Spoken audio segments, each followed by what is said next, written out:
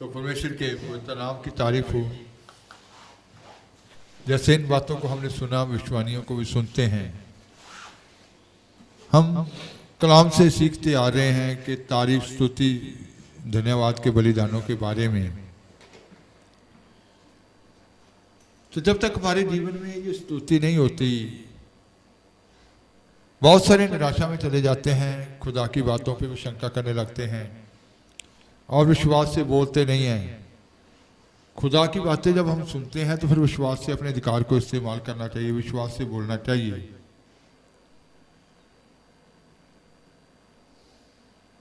अगर हम विश्वास करते हैं तो फिर यहां से विश्वास निकलना भी चाहिए। कहते जरूर है कि हमारा विश्वास बहुत है, लेकिन यहां से वो विश्वास नहीं निकलता, कमजोर बातें निकलती हैं। अगर अंदर विश्वास होगा तो फिर यहां से भी विश्वास ही निकलेगा। तो स्तुति, तारीफ करते जाना, आगे बढ़ते जाना।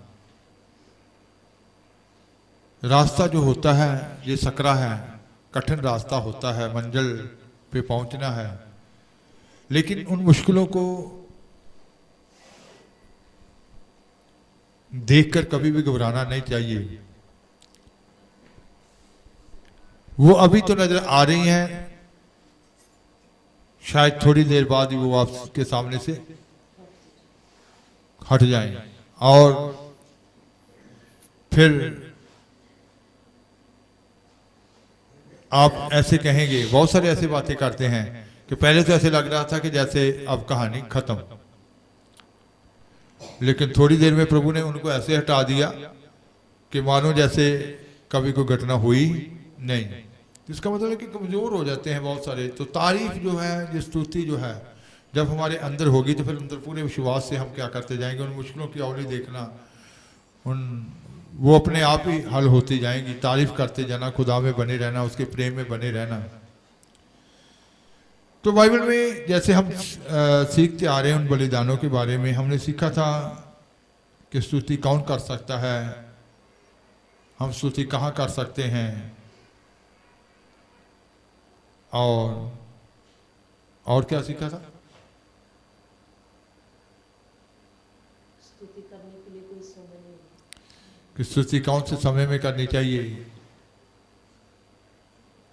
तो बाइबल में स्तुति करने के तरीके क्या हैं, कौन कौन से तरीके बाइबल में इस्तेमाल किए गए हैं स्तुति करने के। तो जब हम देखते हैं कि स्तुति जो है सब्र में की जाती है, आवाज में जो सुनाई देती है, तो अलग अलग तरीकों का इस्तेमाल किया गया स्तुति करने का।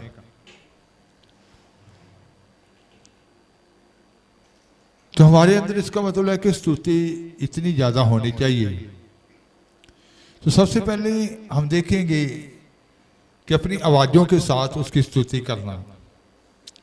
पढ़ेंगे भजन संहिता 66 8 आयत, फिर उसके बाद 17 आयत। भजन संहिता 66 8 आयत, उसके बाद 17 आयत।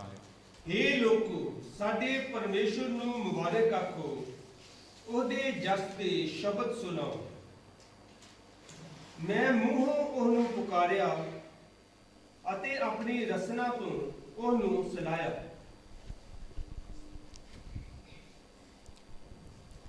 हे देश देश के लोगों, हमारे परमेश्वर को धन्य कहो। हमारे परमेश्वर को धन्य कहो। हे देश देश के लोगों, हमारे परमेश्वर को क्या कहो? धन्य कहो। और उसकी स्तुति में राग उठाओ। उसकी स्तुति में क्या करो? राग उठाओ। हाँ जी। मैंने उसको पुकारा और उसी का गुणानुवाद मुझसे हुआ। मैंने उसको पुकारा, पंजाबी में लिखा था कि रसना। रसना किसको कहते हैं?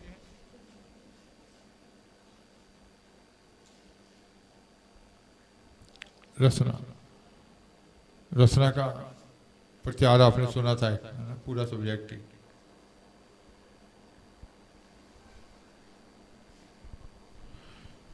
मैंने उसको पुकारा, और उसी का गुणानुवाद मुझसे हुआ। उसी का गुण अनुवाद मुझसे हुआ। जीव,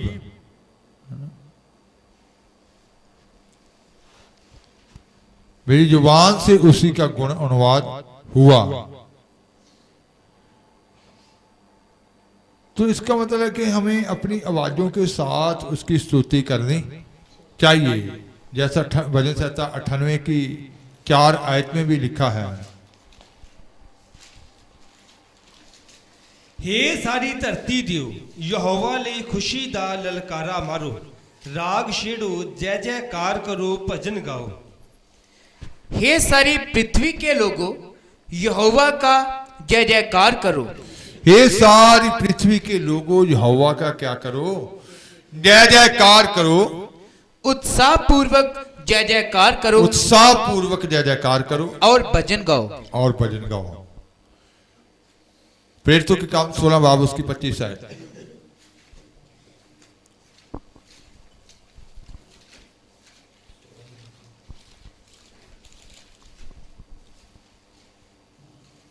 ਪਰ ਅੱਧੀ ਕੁ ਰਾਤ ਨੂੰ ਪੌਲਸ ਅਤੇ ਸਿਲਾਸ ਪ੍ਰਾਰਥਨਾ ਕਰਦੇ ਅਤੇ ਪਰਮੇਸ਼ੁਰ ਦਾ ਭਜਨ ਗਾਉਂਦੇ ਸਨ, ਔਰ ਕੈਦੀ ਉਹਨਾਂ ਦੀ ਸੁਣਦੇ ਸਨ। आधी रात के लगभग पौलुस और सिलास प्रार्थना करते हुए परमेश्वर के भजन गा रहे थे और कैदी उनकी सुन रहे थे। पौलुस और सिलास आधी रात को क्या कर रहे थे? प्रार्थना करते हुए भजन गा रहे थे। कैदी क्या कर रहे थे? उनकी सुन रहे थे। तो इसका मतलब है कि हमारी आवाजों के साथ उसकी स्तुति करना, दूसरे उसको क्या करते हैं? सुनते हैं। ऐसा कोई भी नहीं कि ये कह सके कि अंदर हृदय में या दिल में हम उसकी स्तुति कर रहे हैं। स्तुति जो की गई थी आवाजों के साथ। फिर बाइबल में भजनकार जितने भी हैं उन्होंने लोगों को प्रेरित किया था, लोगों को कि ऊंचे चिल्ला चिल्ला कर उसकी क्या करो? स्तुति करो। आवाजों के साथ तो कर दिया, पर लेकिन चिल्लाने के साथ भी उन्होंने कहा कि उसकी क्या करो? बहुत ऊंचे ऊंचे भजनकारों ने कहा ऊंचे ऊंचे उसकी क्या करो? चिल्ला कर उसकी स्तुति करो। जैसे भजन संहिता 47 बाब उसकी 1 आयत में लिखा है। हाँ जी 47। हे सब लोगो तालियां बजाओ, जय जयकार दे शब्द नाल परमेश्वर ਲਈ ललकारो। हे देश देश के सब लोगों, तालियां बजाओ, ऊंचे शब्द से परमेश्वर के लिए जय जयकार करो। ऊंचे शब्द से परमेश्वर के लिए क्या करो? जय जयकार करो। ऊंचे शब्द में, है ना? कि ऊंचे शब्द में भी उन्होंने स्तुति की। जैसे इसकी 35 बाब 35 चैप्टर उसकी 27 आयत में भी लिखा है, और फिर 95 बाब उसकी 41 आयत में भी लिखा है कि पूरे जोर से ललकार कर उन्होंने उसकी स्तुति की। ਜਿਹੜੇ ਮੇਰੇ ਧਰਮ ਤੋਂ ਪ੍ਰਸੰਨ ਹਨ ਉਹ ਜੈ ਜੈਕਾਰ ਅਤੇ ਆਨੰਦ ਕਰਨ। ਉਹ ਸਦਾ ਆਖਦੇ ਜਾਣ ਭਾਈ ਯਹੋਵਾ ਦੀ ਵਡਿਆਈ ਹੋਵੇ, ਜਿਹੜਾ ਆਪਣੇ ਦਾਸ ਦੀ ਸੁਖ ਤੋਂ ਪ੍ਰਸੰਨ ਹੈ।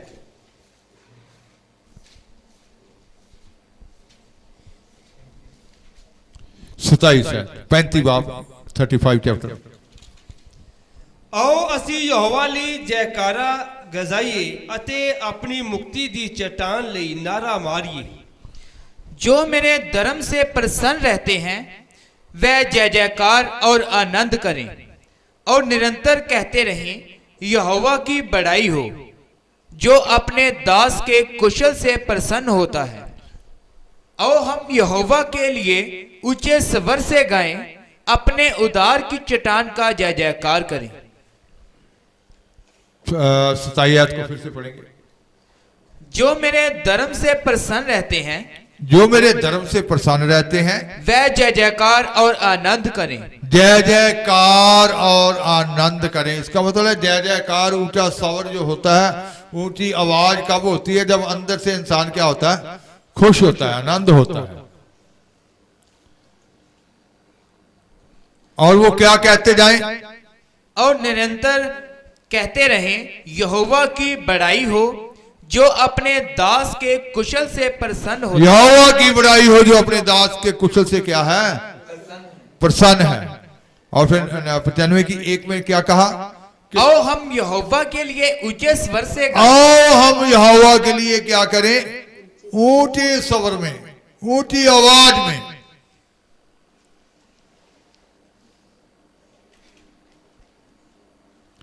ऊंचे स्वर में, ऊंची आवाज में क्या करें? गाएं। तो इसका मतलब है कि चलाने के साथ, अपनी आवाजों के साथ उन्होंने क्या की? उसकी स्तुति की। फिर गाने के साथ लिखा गया कि गाकर भी उन्होंने क्या की? स्तुति की। जैसे भजन संहिता 47 की 6 जब हम पढ़ते हैं,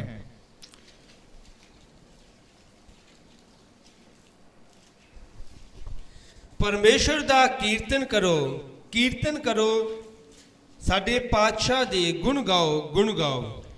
परमेश्वर का भजन गाओ, भजन गाओ। हमारे महाराजा का भजन गाओ, भजन गाओ। तो भजन गाकर उन्होंने क्या की?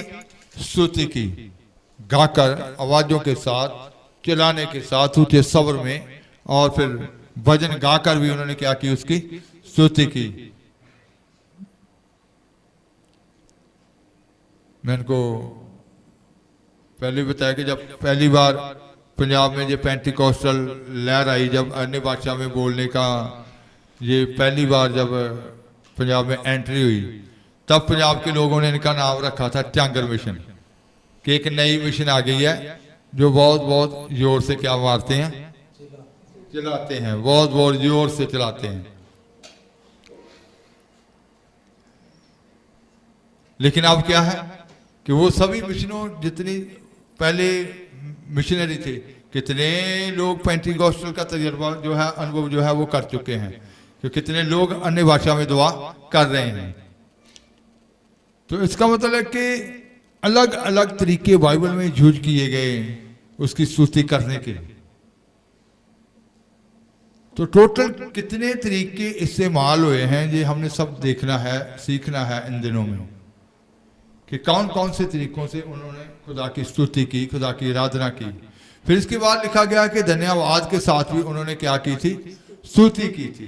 धन्यवाद करके, खुदा का धन्यवाद का जब हम बलिदान चढ़ाते हैं, जैसे भजन संहिता 69 उसकी 30 आयत, 69 जबूर 30 आयत,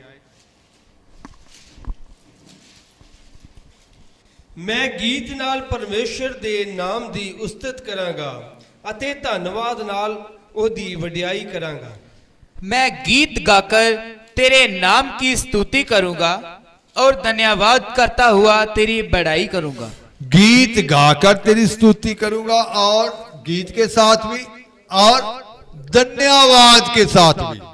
ये दो शब्द लिखे गए यहाँ ना, मैं गीत गाकर भी तेरी स्तुति करूंगा और उसके बाद तुरंत धन्यवाद, है ना।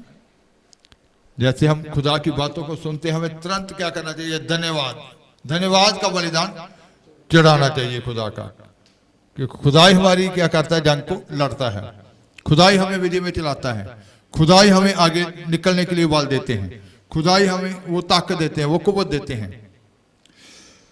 तो यहां वो क्या कह रहा है? मैं गीत के साथ और धन्यवाद के साथ क्या करूंगा? तो इसका मतलब है कि हमारे होठों पे कभी भी वो कमजोर वचन नहीं निकलने चाहिए, कभी निराशा का शब्द नहीं निकलने चाहिए। हमें धन्यवाद करते रहना चाहिए, उसकी स्तुति गाकर, आवाजों के साथ चलाकर, ऊंचे ऊंचे शब्दों में। बहुत सारे लोग जो होते हैं बाथरूम में जाकर क्या करते हैं? भजन गाना शुरू कर देते हैं, ऑटोमेटिकली उनके भजन बाथरूम में निकलने शुरू हो जाते हैं, बाहर आवाज आती है। तो इसका मतलब है कि वो ध्यान जो इधर बाहर हम दुनियावी बातों की ओर ध्यान लगा रहता है, कामों की ओर ध्यान लगा रहता है, तो उधर क्या हो जाता है? ध्यान हट जाता है। इसका मतलब जब हम दुनियावी बातों से ध्यान हटा देंगे, स्थान कोई भी हो, तो अपने आप ही अंदर से आवाज निकलनी शुरू हो जाएगी। तो कहता कि मैं गीत गाकर, धन्यवाद के साथ भी और गीत गाकर भी क्या करूंगा? स्तुति करूंगा। इसका 50 बाब उसकी 23 आयत में भी ऐसे लिखा है।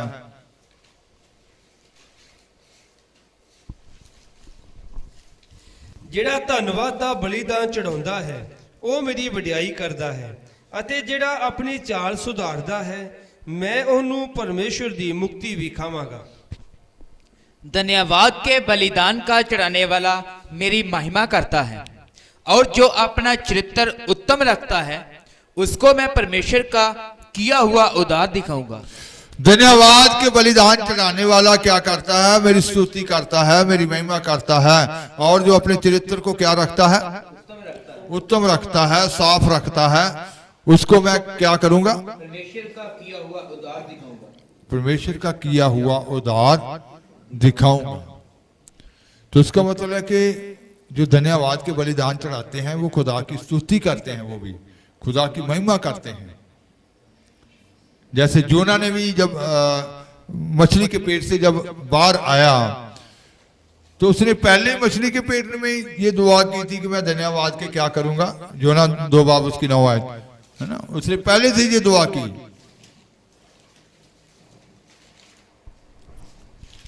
ਪਰ ਮੈਂ ਧੰਨ ਧੰਨ ਦੀ ਆਵਾਜ਼ ਨਾਲ ਤੇਰੇ ਅੱਗੇ ਬਲੀ ਚੜਾਵਾਂਗਾ।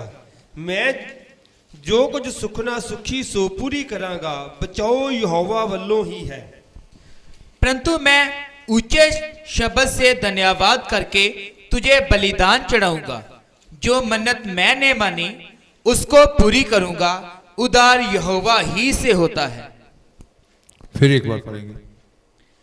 परंतु मैं ऊंचे शब्द से धन्यवाद करके, ये कब कह रहा है? दुख के समय में, है ना, मछली के पेट में है। फिर भी ये क्या कह रहा है? मैं ऊंचे शब्द में क्या करूंगा? धन्यवाद करूंगा। बलिदान। बहुत सारे कहते हैं कि नहीं, दुख के समय में धन्यवाद कहां होता है, लेकिन वो पहले से कह रहा है कि जो मैंने सुख रहा हूं, जो मैं वादा कर रहा हूं। सुखना असल में वायदा होता है खुदा के साथ, कि जो वायदा हम करते हैं, बहुत सारे लोग वादा तो करते हैं। शादी के समय भी जो निकाह पढ़ा जाता है तो लड़का लड़की एक दूसरे के साथ क्या करते हैं? वादे करते हैं। वो भी एक सुखना होती है खुदा के सामने। तो बहुत सारे वादे तो करते हैं लेकिन उन पे खरे नहीं उतरते। लेकिन यहां वो क्या कह रहा है कि जब मैं ऊंचे स्वर में क्या करूंगा? धन्यवाद का बलिदान चढ़ाऊंगा। है कहां वो? मछली के पेट में, पूरे दुख में है। लेकिन फिर भी उसने ये नहीं कहा कि तूने, मैं तो तेरा नबी था तो तूने मेरे साथ ऐसे क्यों किया। वो जानता था कि यहां मेरी गलती है। इसका मतलब है कि खुदा के लोगों को अपनी गलती को पहचानना चाहिए, कभी भी बुड़बुड़ाहट नहीं करनी चाहिए, क्योंकि इंसान की गलतियां ही उसको कमजोर करती हैं, जहां आगे निकलने में रुकावट बनती हैं। तो कभी भी अपनी गलती को छुपाना नहीं चाहिए, उसको स्वीकार कर लेना चाहिए। इसी में क्या होती है? एक भलाई होती है। तो जब हम अपनी गलतियों को खुदा के सामने स्वीकार करते हैं, अंगीकार करते हैं, तो इसी से खुदा प्रसन्न होते हैं। लेकिन ये जानता था अपनी सारी गलती को कि मैंने खुदा की इच्छा के विरुद्ध क्या किया है? गुनाह किया है। अगर मैं मछली के पेट में हूं तो अपनी गलतियों के कारण हूं। लेकिन इसने कहा, वो जानता था कि खुदा मुझे सदा मछली के पेट में रहने नहीं देंगे, मैं मछली के पेट से बाहर आ जाऊंगा, क्योंकि जो मेरा काम है मैं उसको क्या करूंगा? पूरा करूंगा। तो खुदा के चुने हुए जानवर जब कभी दुख में होते हैं, मुसीबत में होते हैं, उनके अंदर ये विश्वास होना चाहिए कि ये सदा हमारे ऊपर ऐसे दिन नहीं रहेंगे, जब हम ऐसी स्थिति में नहीं रहेंगे, जब हम ऐसे हालातों में नहीं रहेंगे। हमारा खुदा जिसने हमें दुख में भेजा है वो इस दुख से बाहर भी निकालेगा। तो इसका मतलब है कि हमें पहले से स्तुति, धन्यवाद का बलिदान चढ़ाने के लिए क्या रहना चाहिए? तैयार रहना चाहिए। ये नहीं हमारे अंदर सवाल होने चाहिए कि ये ऐसा क्यों हो गया, मेरे साथ ऐसा क्यों हो गया। अपने अंदर उस बात को ढूंढना चाहिए कि क्यों हुआ, कहां गलती हुई है। तो जब हम अपनी गलती को पहचान लेते हैं तो फिर खुदा के साथ कोई भी गिला शिकवा नहीं रह जाता। फिर हमारे जीवनों में वो अति पवित्र विश्वास कार्य करता है। वो हमारे जीवनों में अति पवित्र विश्वास जो है हमें हमारी मंजिल की ओर बढ़ाता है।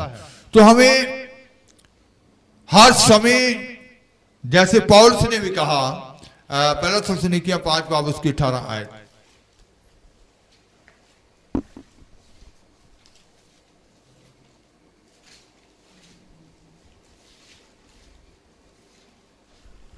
ਹਰ ਹਾਲ ਵਿੱਚ ਧੰਨਵਾਦ ਕਰੋ, ਕਿਉਂ ਜੋ ਤੁਹਾਡੇ ਲਈ ਮਸੀਹ ਯਿਸੂ ਵਿੱਚ ਪਰਮੇਸ਼ਵਰ ਦੀ ਇਹੋ ਇੱਛਾ ਹੈ। हर बात में धन्यवाद करो, क्योंकि तुम्हारे लिए मसीह यीशु में परमेश्वर की यही इच्छा है। तो पौलुस क्या कहता है कि हर हाल में क्या करो, धन्यवाद करो। मैं पहले भी सिखा चुका हूं कि जब कोई दुख बीमारी भी आती है तो जब धन्यवाद करता है इंसान, धन्यवाद प्रभु ये मेरे भलाई के लिए है, होता वो इंसान की भलाई के लिए ही है, लेकिन ऐसा निकलता नहीं है धन्यवाद। बहुत सारे लोग खुदा को कोसना शुरू कर देते हैं कि ऐसा क्यों हो गया, मैं तो हर बार संगति भी करता हूँ या करती हूँ, लेकिन वो अपने अंदर के पाप को पहचानते नहीं हैं। तो जोना ने उसको पहचाना, हर हाल में क्या करना चाहिए, धन्यवाद करना चाहिए। उसका अंदर जो हृदय था वो पहले से धन्यवाद के बलिदान चढ़ाने के लिए क्या था, तैयार था। उसने कहा कि जो मैंने सुखना सुखी है, जो मैंने वादा किया है, इसको मैं पूरा भी करूंगा। तो पौलुस भी यही बात कह रहा है कि हर हाल में दुख हो या सुख हो, हमें धन्यवाद करते जाना चाहिए। जो स्तुति रूपी बलिदान है ये हमें विजय दिलाता है। तो कुछ लोग कहते हैं कि हमें गाना नहीं आता तो हम स्तुति कैसे करें, लेकिन इन दिनों में खुदा ने ये सीखने के लिए ये हमें अनुग्रह दिया है कि कौन कौन से तरीकों से लोगों ने स्तुति की है। तो अगर गाना नहीं आता तो हमारे पास कितने ऐसे तरीके हैं बाइबल में जिनको हम इस्तेमाल कर सकते हैं, है ना, कि हम खुदा की क्या करें, स्तुति करें। उनमें से कितने तरीके जो हैं, कोई ना कोई इंसान जूझकारी रहा होता है, लेकिन उसको ये मालूम नहीं होता कि ये भी एक खुदा की स्तुति करने का तरीका है। तो खुदा का धन्यवाद करके अपनी आवाज़ों के साथ भी और ऊंचे स्वर में भी और गाकर भी और धन्यवाद के साथ भी हम क्या करते हैं, खुदा की स्तुति करते हैं। तो स्तुति जो है ये खुदा को प्रसन्न करती है। खुद स्तुति जो है हमारे लिए क्या करती है, रास्ते खोलती है, दरवाजे खोलती है। क्योंकि आप सीख चुके हैं कि वो इस्राएल की उस्तों में क्या करता है, वास करता है। स्तुति में उसका क्या है, बसेरा है। जितनी ज़्यादा स्तुति होती है, जितनी ज़्यादा खुदा की प्रशंसा होती है, उतना ही खुदा का अनुग्रह, उतना ही खुदा का बल हमारे जीवनों में क्या करता है, कार्य करता है। चलते फिरते तो उठते बैठते भी हमें क्या करते रहना चाहिए, धन्यवाद करते रहना चाहिए। बहुत सारे सोचते हैं कि किन बातों के लिए मेरे साथ तो कोई भलाई नहीं की, तो क्या धन्यवाद किस। आप सफ़र करते हैं घर से यहाँ तक खैरियत से आए हैं तो ये भी एक धन्यवाद का ही बलिदान चढ़ाना चाहिए। बहुत सारे एक्सीडेंट में कितने केस न्यूज़पेपर में पढ़ते हैं कि हिंदुस्तान में एक दिन में कितनी मौत एक्सीडेंट से ही हो जाती है। कितने हॉस्पिटल पंजाब में भी ऐसे हैं जो एक्सीडेंट के केस ही लेते हैं। तो इसका मतलब कितने लोग एक्सीडेंट हो जाते हैं। तो इसका मतलब ये भी एक स्तुति का बलिदान चढ़ाने का क्या है, कारण है। कितने लोग पुलों के आप स्टेशनों में देखते हैं भूखे सो जाते हैं, उनको पेट पर खाना भी नहीं मिलता, तो आपको खुदा वक्त से खाना मुहैया कराते हैं। तो ये भी स्तुति का बलिदान चढ़ाने का कारण है। कारण हमारे जीवन में रोज रोज उत्पन्न होते रहते हैं कि हम स्तुति खुदा की करें, शुक्र करें। जितना ज़्यादा शुक्र करते जाएंगे उतना खुदा प्रसन्न होते जाएंगे और वो हमारे लिए क्या खोलते जाएंगे, रास्ते खुलते जाएंगे। तो हमें हर बात में प्रार्थना करने के लिए, संगति करने के लिए, खुदा का वचन सुनने के लिए खुदा अनुग्रह दे रहे हैं। तो ये भी धन्यवाद करने का है ना मौका है। कितने लोग जब असल में खुदा के घर में जब आने का तरीका यही है कि जब हम संगति में आते हैं, आते वक्त ही पहले थोड़ी 2 मिनट धन्यवाद करना चाहिए। बेशक भजन चल रहा है या दुआ चल रही है, पहले अपना धन्यवाद कि प्रभु तूने मुझे सफर में क्या किया, सहायता की है, धन्यवाद। मैं तेरे कलाम में, तेरे पवित्र लोगों में हूँ, तेरे पवित्र हजूरी में हूँ, धन्यवाद।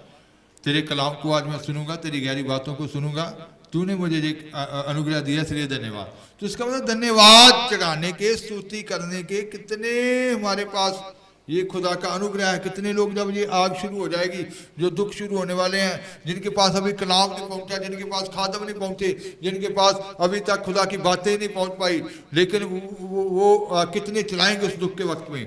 लेकिन कितने मुबारक लोग हैं जिनके पास खुदा के सारे भेद पहुंच रहे हैं, खुदा का कलाम पहुंच रहा है, खुदा की बातें पहुंच रही है। तो इसका मतलब है कि हमें हर समय हर हाल में क्या करते रहना चाहिए, धन्यवाद करते रहना चाहिए। और हमारे होठ जुबान हमेशा खुदा की स्तुति उस्तत करते रहना चाहिए, गाने के साथ, आवाज़ों के साथ, चलाने के साथ और धन्यवाद के साथ। तो हमें स्तुति में बढ़ते जाना चाहिए। आंखें बंद करेंगे और दुआ किया।